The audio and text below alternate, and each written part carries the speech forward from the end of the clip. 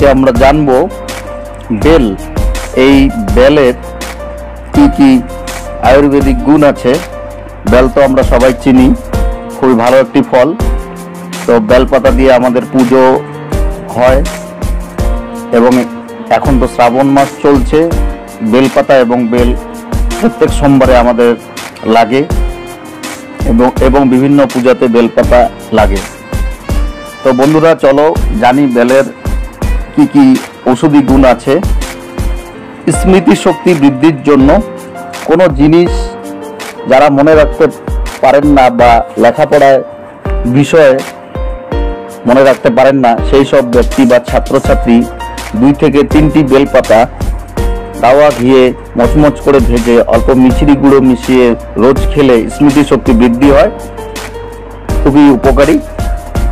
আন্তরিক ক্ষতে, যেসব ব্যক্তি আন্তরিক ক্ষত রোগে দীর্ঘদিন কষ্ট পাচ্ছেন তারা কচি বেলের শুকনো টুকরো 7 থেকে 8 গ্রাম নিয়ে বার্লির সঙ্গে সেদ্ধ করে সেটা ছেঁকে নিয়ে সারাদিন 2 থেকে 3 বার খেলেই উপকার পাওয়া যায়।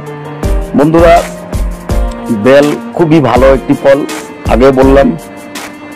বেলের আমরা শরবত করেও খেতে পারি, এই গরমে খুবই ভালো, শরীর ঠান্ডা রাখে এবং পেট ঠান্ডা রাখে। তাছাড়াও কেউ কেউ বেলের চাপাতা, এই বেলের চাপাতা করে শুকিয়ে, বেলটা শুকিয়ে চাপাতা করে চা করে খায়, খুবই ভালো বেল খাওয়া। বন্ধুরা, আজকে এখানেই সমাপ্ত করছি। যদি ভিডিওটা ভালো লাগে অবশ্যই লাইক করবে, কমেন্টস করবে এবং নতুন বন্ধুরা সাবস্ক্রাইব করবে। সবাইকে নমস্কার, ধন্যবাদ, সবাই ভালো থাকবে।